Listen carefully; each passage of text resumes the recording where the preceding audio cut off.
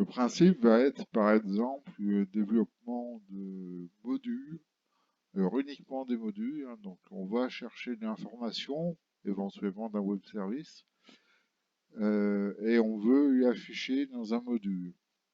Donc, on va pas prendre cet exemple-là, on va prendre un exemple que je viens de terminer. Donc, c'est l'affichage sous la forme d'une liste hiérarchique des hashtags. On le voit ici, les hashtags. Alors, comment ça marche? Le code est déjà écrit. On va simplement le commenter et l'expliquer.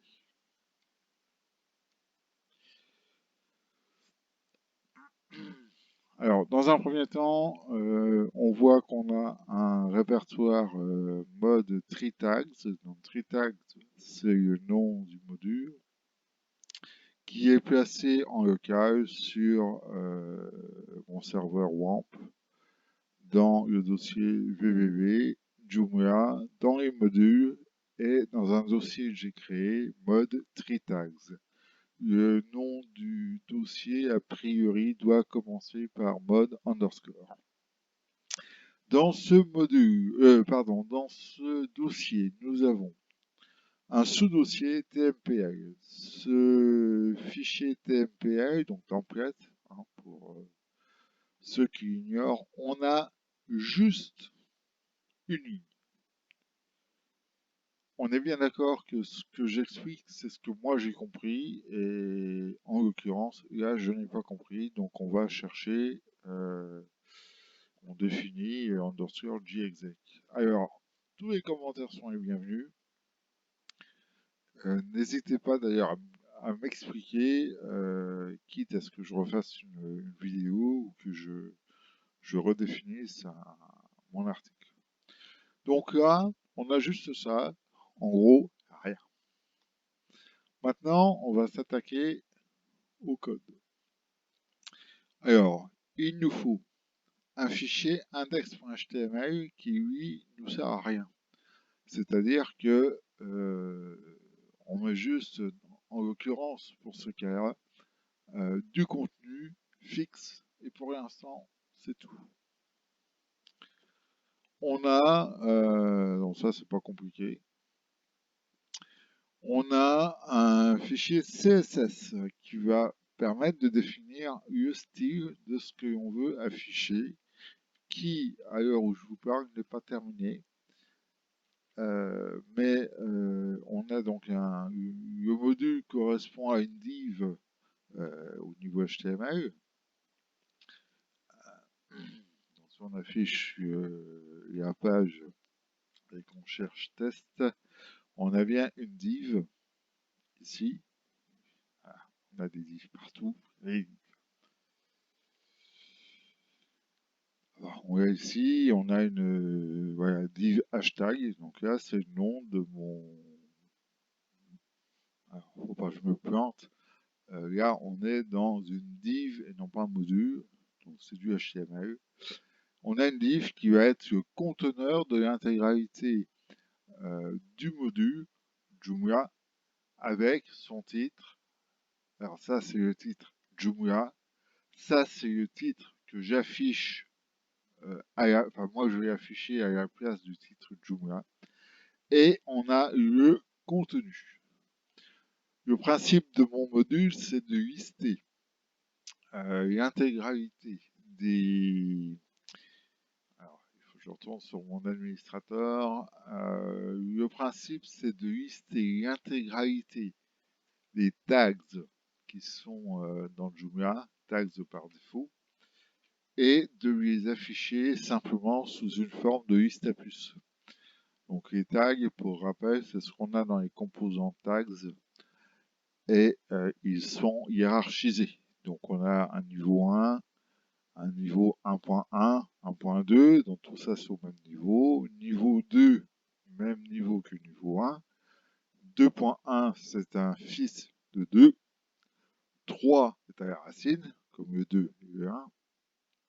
3.2, 3.1 sont des fils de 3. Et 3.1.1, 3.1.2 sont des enfants de 3.1 petits-enfants de 3. Jusque-là, rien de compliqué. Le principe, c'est d'afficher, dans mon cas, moi ce qui m'intéressera ultérieurement, c'est d'afficher une hiérarchie qui n'a pas 3 niveaux comme ça, mais qui en a au moins 20. Donc, il y a du boulot derrière. Alors, maintenant, nous retournons dans le code. Donc, le CSS, bon, on considère que tout le monde sait faire du CSS, je reviens pas là-dessus. On a donc le module hashtag qui est défini donc dans le code, comme je vous avais montré, qui est là. J'ai du mal avec cet éditeur-là. Il est là. Non,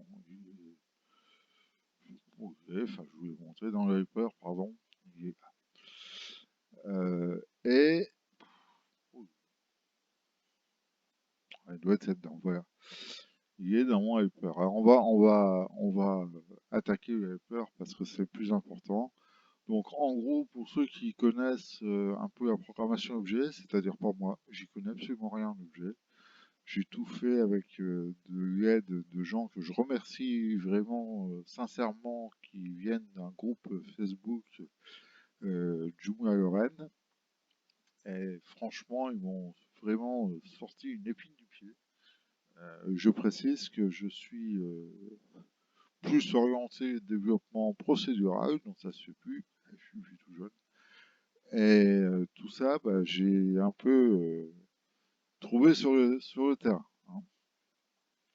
Alors, on y va. On ouvre notre balise PHP. On crée une classe que j'ai récupérée. Donc, j'ai récupéré les termes mode Hello World.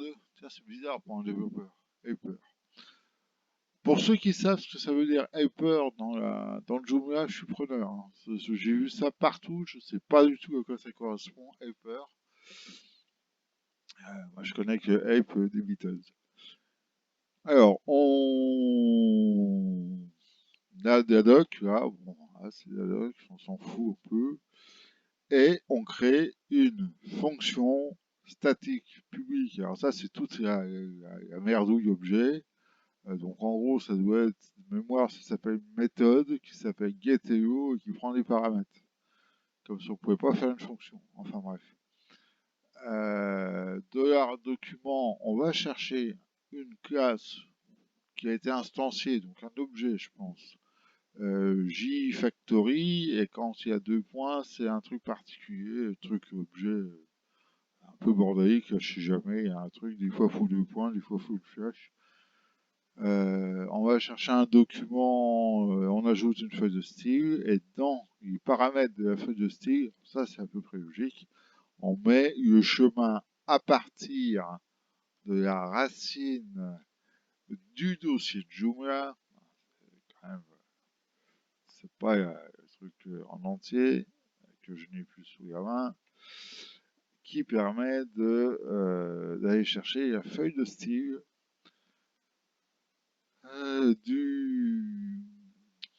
enfin, qu'on a déclaré. Alors, comment ça marche Windows? C'est quand même dingue, cet OS. J'ai rarement vu un OS aussi magouillé. Alors, je sais pas où c'est. Bureau. Voilà. On va raccourcir là. Donc là, c'est juste un localhost, hein, c'est UWAMP, qui est une petite. C'est pas mal UWAMP, c'est un petit serveur web qui est portable. Donc vous prenez, vous mettez sur une clé USB ou une disquette, non, je rigole. Et puis vous pouvez porter d'une machine à une autre. Il faut que ça tourne sur le même système d'exploitation, c'est-à-dire un Windows. On peut pas porter d'un vrai OS comme un Mac ou un Linux sur autre chose. Donc dans le Joomla, on a un dossier component, pardon. Et là, on crée un sous-dossier. Alors ça, faut savoir, il faut créer un sous-dossier qui commence par com, qui à mon avis doit vouloir dire composant ou component, et underscore et le nom de votre composant. Donc moi j'ai appelé, je sais pas appelé tags, je me fais toujours avoir, je lui ai appelé comment? Contact? Non,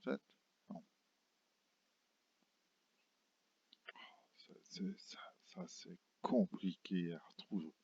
Retenir le nom de ce qu'on fait, c'est impressionnant. Bon, il est appelé comment, machin?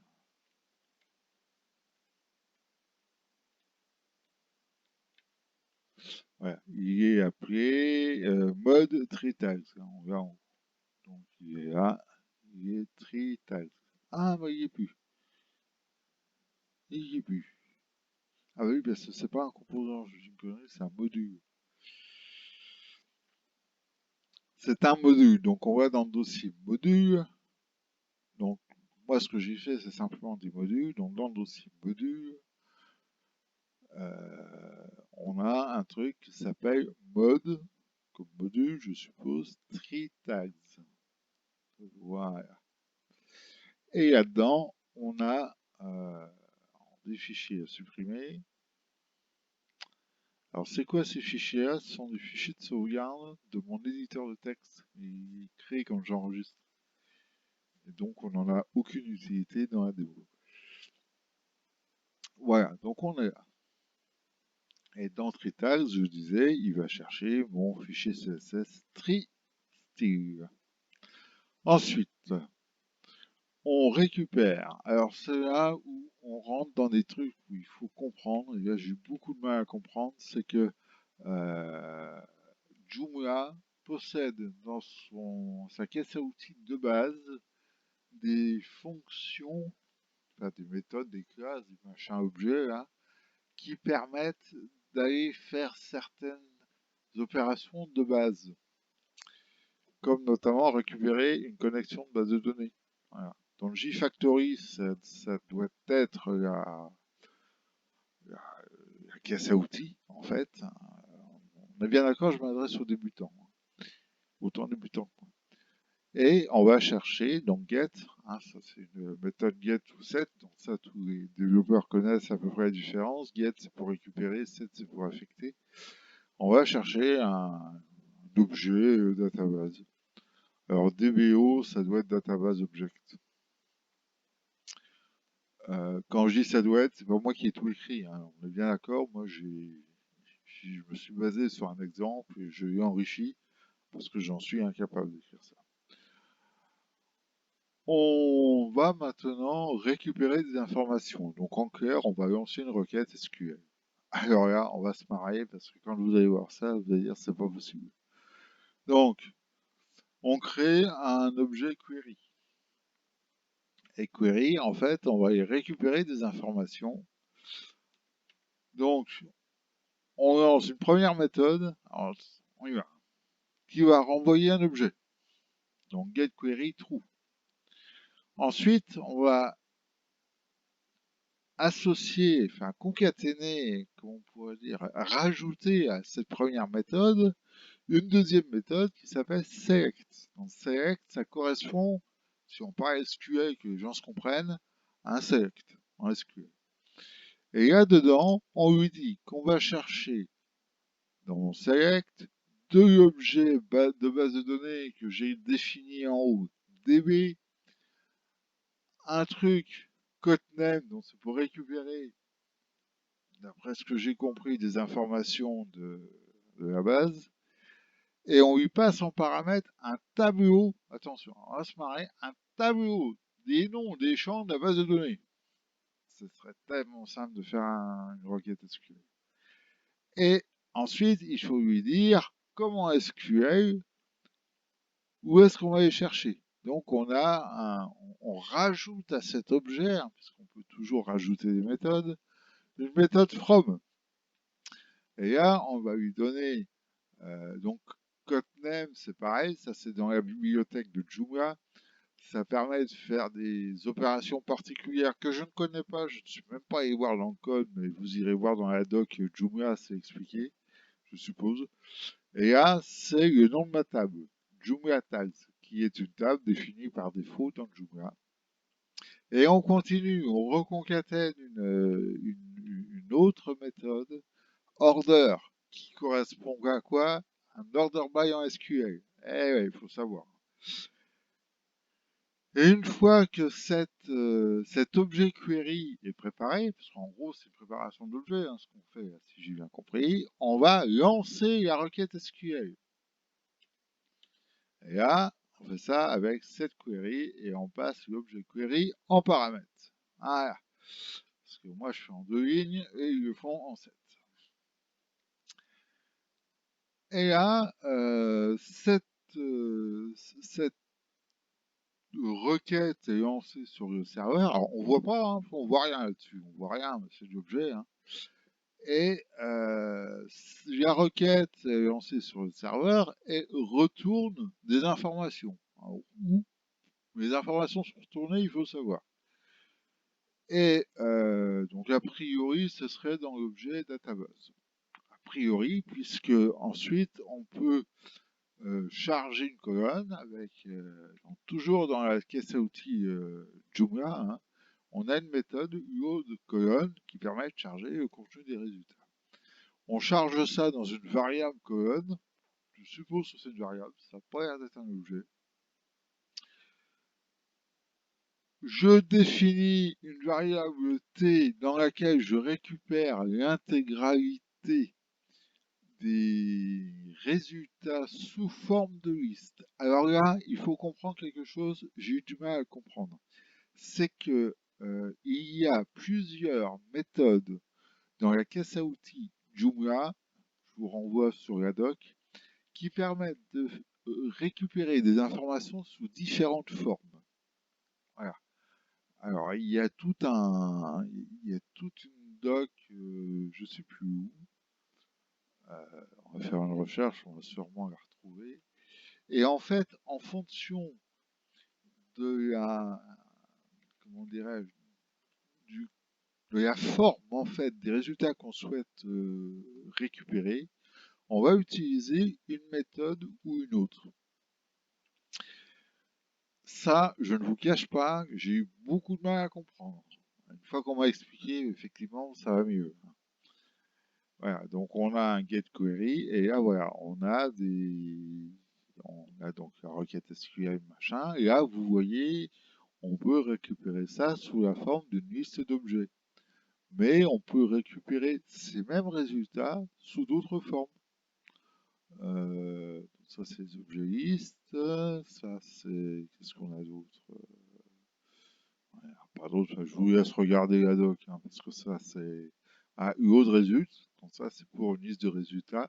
Et en fonction du type du résultat que l'on souhaite récupérer, la forme, plutôt je dirais plus la forme des résultats qu'on souhaite récupérer, on va utiliser une méthode ou une autre. Donc on a UO de row, on peut récupérer un tableau associatif, UO d'assoc, on peut récupérer tiens donc un objet. On peut peut-être même récupérer une colonne, ça on l'a vu, et on peut récupérer une colonne dont on lui donne un index. Donc on peut dire je veux la troisième colonne. Euh, on peut récupérer des résultats multilignes. Donc ça correspond à MySQL en PHP 4, enfin 3 même classique. On faisait un MySQL query et puis on pouvait parcourir l'ensemble du résultat set qu'on récupérait, donc ça correspond à ça. Puis vous voyez, alors après il y a plein de les développeurs de Joomla ont écrit plein de méthodes différentes en fonction de la manière dont on souhaite récupérer les résultats.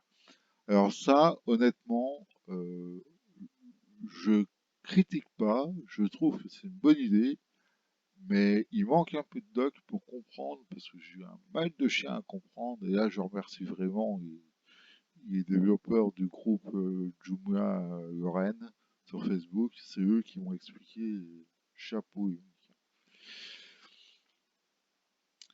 Ouais. Donc, si je retourne dans le code, une fois qu'on a ça. Alors, attention, hein, on est bien d'accord. Je suis d'accord avec vous. Je mélange de la présentation avec du contenu. Je suis entièrement d'accord, ça se fait pas. Mais moi, je veux un truc qui marche. Je veux pas me masturber le cerveau. Moi, je veux un truc qui fonctionne. Je définis ici une division, un div, pour pouvoir afficher le résultat de, de ma requête, enfin, du contenu. Et dans ce div, je définis une en-tête. Alors là, j'ai mis mon CSS directement dans le code, il faudra sortir, c'est pas propre.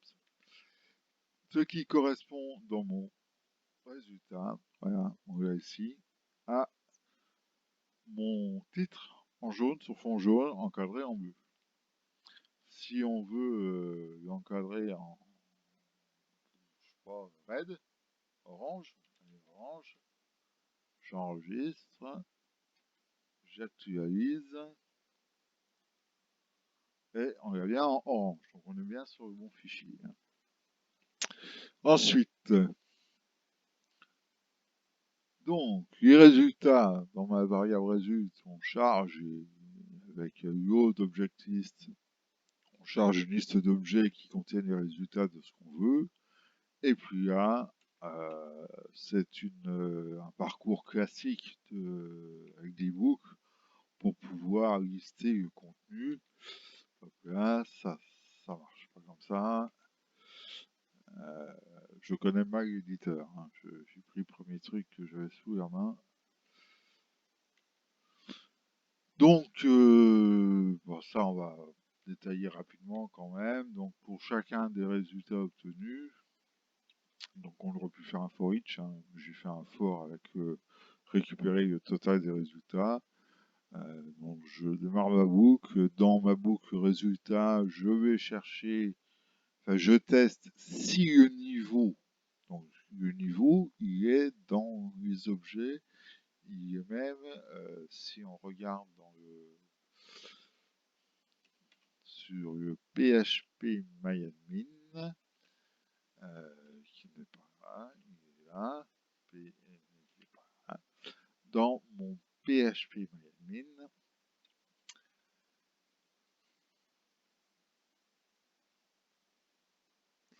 je me connecte et si je vais dans la base Joomla, on a un truc qui s'appelle tag. Voilà, ça c'est quand même un peu plus sympa. C'est pas celui-là. Il s'appelle tag. Comment il s'appelle? Je sais plus le nom de la base, le nom de la table. Joomla tags. Joomla underscore tags. Il ne retrouve pas. Bon, je ne sais plus comment elle s'appelle ma table. Vous voyez, ça, je trouve, c'est un peu un gros problème parce que j'aurais ma requête SQL sous les yeux, j'aurais le nom de la table. Là, il faut que je me rappelle du nom de la table pour pouvoir aller rechercher ce que je veux à l'intérieur. Ça, je trouve ça fatigant. Joomla tags. Voilà. Donc, si je reprends mon histoire de niveau, on a en fait dans la table un niveau hiérarchique qui visuellement correspondrait au niveau 0, 1, 2, 2, 2, 1, 2, 1, 2, 3, 3, 2. C'est donc le niveau par rapport à root. Donc root c'est la racine en informatique. Root vaut 0 et après on décale de 1 si c'est un fils. Si c'est un petit-fils, on décale de 1 par rapport au fils. Et si on reprend un ancêtre, hein, donc là on est sur un petit-fils, 1.3, si je reprends l'ancêtre, j'arrive ici. Alors comment j'ai fait pour trier? Parce que ça c'est quand même quelque chose qui m'a posé un gros problème philosophique. Eh bien en fait dans ma requête, donc dans l'objet, dans la requête je fais un order by et comme dans la table on a dans le champ pass niveau qui est une chaîne de caractères, parce que ça en fait c'est un alias au niveau de Joomla. On peut faire un order by, c'est une chaîne de caractères, donc on peut trier. Donc forcément, si je fais un tri là-dessus, tout sera trié correctement. Je sais, c'est ma maille, c'est pas super, comment dirais-je, c'est pas du parcours de graphe, on en est très loin, mais c'est fonctionnel, c'est tout ce qu'on veut. Voilà, donc on revient dans le code, on a parcouru notre code, on ferme la fin de la liste, et après, pour chacune des résultats qu'on affiche dans le module des hashtags, il faut bien que je sache le lien. Alors, je ne peux pas faire la souris, mais vous le voyez en dessous, c'est le lien sur lequel je peux cliquer. Donc on a ici, on peut le voir ici, hein, on a bien index.php, chcomponent, chtags, chtag, ch et nom du tag. Ça, moi, je n'ai pas inventé. J'ai été voir comment c'était fait sur un tag déjà existant et j'ai reproduit l'URL. Donc, pour afficher ces tags, on le parcourt, on a la boucle for qu'on reprend ici, et en fonction du niveau, soit si mon niveau courant est inférieur au niveau sauvegardé, on le sauvegarde ici, dernière ligne. Ça, c'est le niveau courant dans une itération de la boucle. Et comme je sauvegarde, quand je remonte dans Save Niveau, je récupère le niveau courant de l'itération, je dirais courante quand je suis une 65, précédente quand je remonte une 49. Et en fonction de l'itération sauvegardée par rapport à l'itération courante, je compare. Si l'itération courante est inférieure à l'itération sauvegardée, je ferme ma balise UL pour fermer le groupe courant dans lequel on travaille. Sinon, on ne ferme pas, on s'en occupe pas. Par contre, si le niveau courant est supérieur au niveau sauvegardé, là, il faut que je l'ouvre. Alors faites bien attention, parce que je me suis fait avoir, il faut bien commencer par ce premier test. Parce que si vous mettez celui-ci en dessous, il n'y a plus rien qui marche. Ce qui paraît logique. Ah, c'est vrai. Donc là, on a quelque chose, j'ai oublié d'intenter. Ça, on verra mieux ce qu'on fait. Et ensuite, on va calculer, alors quand je dis calcul, on est bien d'accord, c'est pas mathématique. On va concaténer tout ce qui va bien pour pouvoir générer l'URL qui permet d'afficher tous les éléments du tag sur lequel on a cliqué. Alors comment ça se passe? Eh ben, c'est super simple en fait, mais il faut connaître un peu PHP. On récupère le nom du protocole sur lequel on travaille. Donc en l'occurrence, comme c'est une page web, le protocole c'est HTTP. On va y concaténer en dur les deux points // et on récupère le nom du serveur. Ensuite, on récupère le nom du script. Tout ça, c'est des fonctions PHP. Hein. C'est un tableau global hein, de leur serveur. Ça, vous connaissez forcément. Ensuite, on va y récupérer le query string s'il y en a un. Donc, le query string, je le rappelle, c'est ce qui est derrière le point d'interrogation, donc ce sont les paramètres. Ensuite, j'y reconcatène ma chaîne de caractères. Alors ça, c'est défini par Joomla. Donc c'est pour ça qu'ici, c'est en dur. Ça correspond à ça. Component tag. Et enfin, j'y concatène, je ne sais plus où, ici, mon lien et, enfin mon href en fait, mon lien, oui, et j'affiche le titre de mon lien. Donc ça, on les récupère dans la variable result qu'on a chargée plus haut, qui est une variable indexée, un tableau en clair, une liste d'objets. Et dans cette liste d'objets, on va chercher la propriété. Dans la liste d'objets, on va chercher le numéro de l'objet, la ligne en gros, si on compare ça à un tableau, c'est la ligne. Et si je compare à un tableau structuré, le nom de la variable. Donc là, on récupère en l'occurrence le nom de la propriété de l'objet. C'est compliqué, hein, l'objet. Putain. Ensuite, donc ça, je vous l'ai montré, on sauvegarde pour pouvoir reboucler le code. Et comme on a fini, donc on ferme le crochet pour pouvoir dire j'ai terminé. On n'a pas tout à fait fini parce que à la fin, à l'issue de la dernière itération, comme on est dans une liste à puces, il faut bien fermer la liste avec un CHUL. Donc là, on a fini l'itération pour afficher la puce. Et comme tout ça, moi j'ai mis dans un div pour pouvoir derrière appliquer une feuille de style, eh ben, je ferme mon div.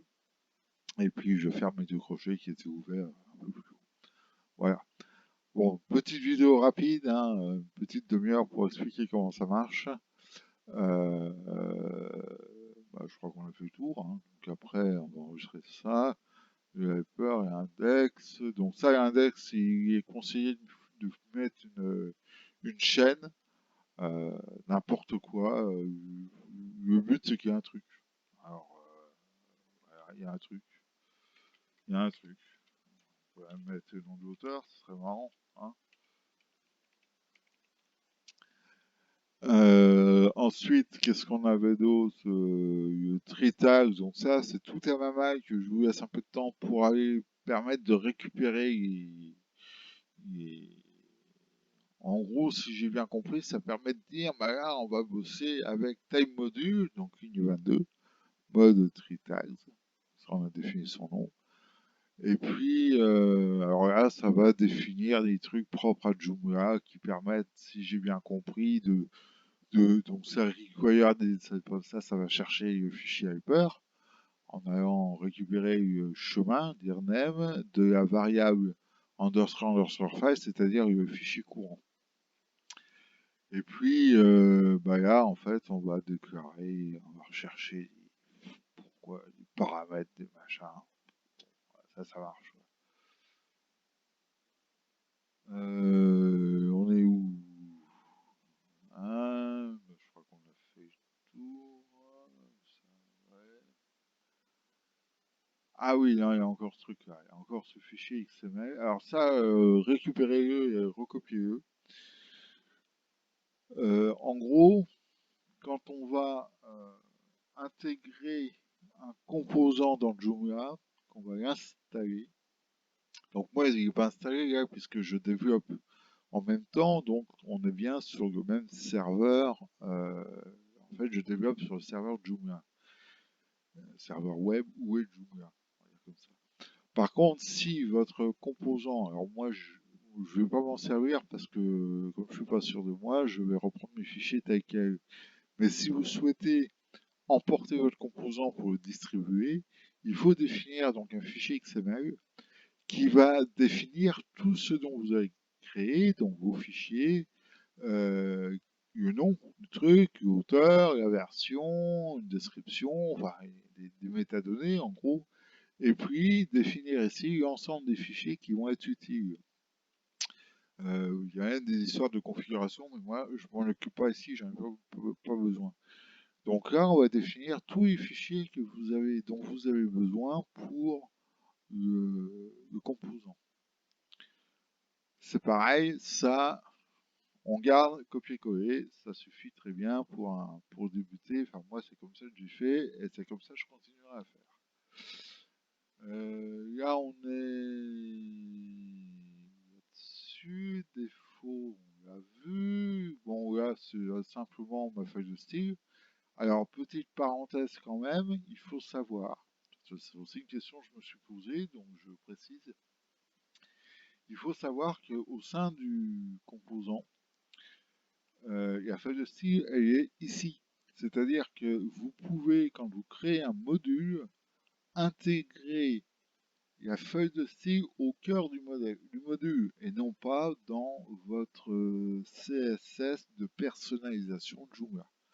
Alors ça, c'est bien pour le développeur parce qu'il faut préparer son style comme il le souhaite, puis après on peut le surcharger, enfin l'utilisateur final, l'intégrateur peut resurcharger les styles pour pouvoir utiliser ici. Et on a donc un template. Alors le template, le template, eh ben, ça s'ouvre pas. Ben, voilà. Voilà, donc on a fait le tour. L'idée du tutoriel est vraiment de donner un coup de main aux débutants. Euh, alors, je débute, hein, moi ça fait 2 ans que je cherche à faire un composant. Je connais pas la PO, donc voilà, on m'a aidé à me lancer. Ça marche. C'est pas optimisé. On est bien d'accord. Rien n'est optimisé. C'est juste montrer comment on peut faire un composant simple. Pour ceux ça intéresse, j'en profite. Pour les développeurs ça intéresse. Je j'ai monté un petit site qui explique l'utilisation des API du web. Euh, les API du web, en gros, c'est pour faire très simple, c'est un web service qui va chercher des informations et ces informations sont récupérées au format généralement XML ou JSON. Regarde sur mon site, Sébastien Huillier, des API du web, et on peut récupérer des informations. Alors, si on va prendre un exemple relativement simple, OpenWeatherMap, par exemple. Le principe de OpenWeatherMap, c'est d'aller chercher sur le web des informations météorologiques concernant, par exemple, un point cardinal et une date. Donc vous regardez sur le site, je ne détaille pas, mais il y a une URL, et cette URL-là va vous renvoyer un fichier XML. Qu'est-ce qu'on peut faire à partir de ça et par rapport à ce que je vous ai montré? Ce fichier, alors là c'est XML ou JSON, hein, ça dépend des API, là c'est du JSON. À partir de ce que je vous ai montré, petit composant là, on peut lancer une requête HTTP sur un serveur web, récupérer ces informations au format retourné, donc généralement JSON, parfois texte, souvent XML, et les intégrer dans un composant de Joomla. Donc ça peut être super intéressant, ce petit tuto que je fais, pour associer les deux, associer à la fois le web service qui va retourner l'information et éventuellement en faire un module qu'on peut diffuser sur la JET. Joomla Extension, je sais plus quoi. Voilà, donc j'en profitais pour mettre en relation ces deux informations. J'espère que la doc, alors je suis pas un pro de YouTube, hein. J'espère que la doc et l'explication sera assez claire. Je suis encore désolé pour l'addiction, mais voilà, j'y peux vraiment rien. J'espère que ça vous aura pas plu. Je recommence. J'espère que ça vous aura plu et que vous pourrez maintenant, comme moi, enfin développer des tout petits modules simples pour Joomla. Allez, je vais continuer à regarder sur la GED ce que vous faites pour voir si mon tuto vous aura aidé.